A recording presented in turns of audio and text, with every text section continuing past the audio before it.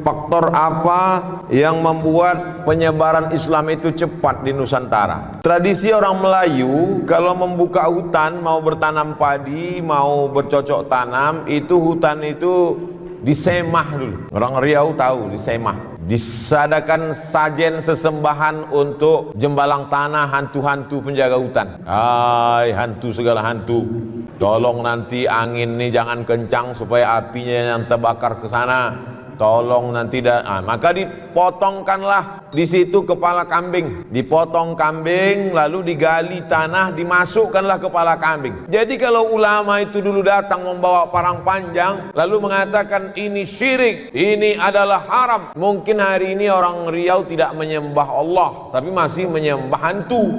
Karena dai-dai itu akan mati. Lalu bagaimana metode yang dipakai ulama dulu? Datanglah ulama ke Siak, lalu melihat orang Melayu masih memotong kepala kambing masuk ke dalam, ditanya, apa yang kau masukkan ke dalam tanah itu? Kata orang Melayu, aku mau masukkan kepala kambing. Oh, masukkan aja darahnya ke dalam. Terus kepala kambingnya tuh, kepala kambing kasih ke aku. Itulah asal muasal kepala kambing dikasih ke ustadz kalau kenduri. Maka kalau antum kenduri, acara akikah, acara walimah di Riau ini, ustadz pasti dikasih kepala kambing. Kenapa kepala kambing itu berpindah dari dalam tanah naik ke piring ke depan ustadz? Karena ustadz dapat menjamin bahwa hantu ini cukup dikasih darah saja, tanpa harus membawa pedang mengatakan perbuatan ini syirik, ini adalah sesat, neraka jahanam, kau berarti enggak, dengan cara yang lembut.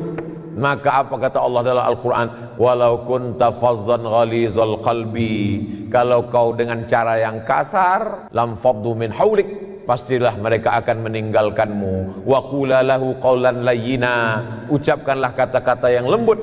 La'allahu yatadzakkara aw yakhsha, mudah-mudahan mereka menjadi ingat Allah dan takut kepada Allah. Itu salah satu sampel contoh di Sumatera. Bagaimana dengan di Jawa? Sunan Kudus tahu bahwa di Kudus ini orang Hindu banyak, maka dia buat menara masjidnya itu candi. Saya sampai ke menara Kudus, saya tengok memang betul candi. Supaya apa? Supaya orang Hindu tidak merasa asing dengan bangunan itu. Akhirnya mereka datang, familiar, mereka lihat, oh ini biasa, tempat ibadah kami pun begini.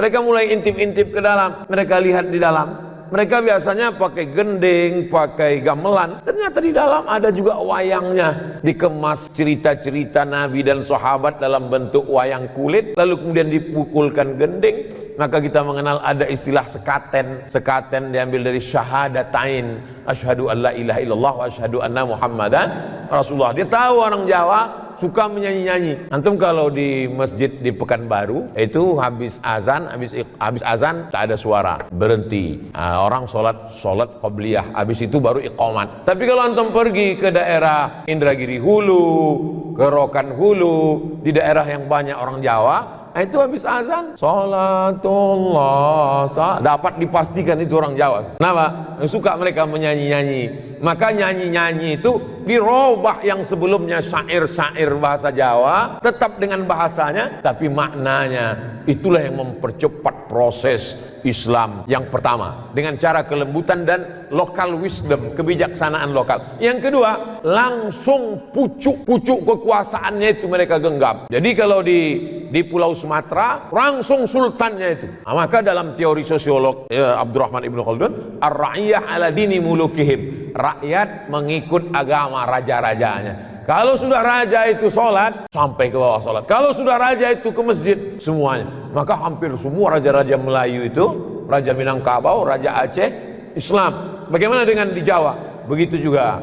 Wali Songo menempel ke raja-raja bangsawan-bangsawan Jawa, maka kita kenallah raja-raja Demak, Masjid Demak, Sultan Demak, mereka Islam lewat kekuasaan. Artinya apa? Ulama itu langsung datang ke pucuk kekuasaan, maka dengan satu kekuasaan mudah. Jadi kalau orang memahami ceramah saya, pahamlah dia mengapa di beberapa tempat saya jadi jurkam kampanye. Paham ya? Oh, connect. Cuman kadang jamaah ini tidak secerdas saya, ini jadi masalah. Paham ya? Ceramah saya tablik akbar. Tablik akbar saya ke satu daerah, penuh lapangan sepak bola. Habis tablik akbar selesai. Tapi ketika saya support satu calon wali kota, calon bupati, calon gubernur, duduk dia. Maka setiap kelurahan itu bisa dibangun rumah Quran. Tapi orang banyak tak setuju.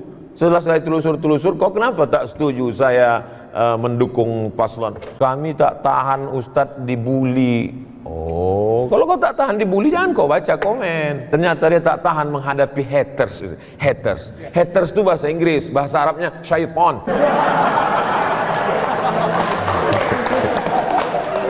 Nah, jadi dakwah saya, ceramah saya di mana-mana itu 3. Perbaikan pendidikan, masukkan anak ke pondok pesantren, tahfiz Quran, yang punya tanah wakafkan tanah. Kedua, perbaikan ekonomi, gerakan belanja ke warung tetangga. Yang ketiga, perbaikan politik. Ustaz Somad kenapa nggak masuk politik? Saya memang dipesankan datuk saya dulu, cucuku 40, yang ini mesti menjadi ulama sampai mati.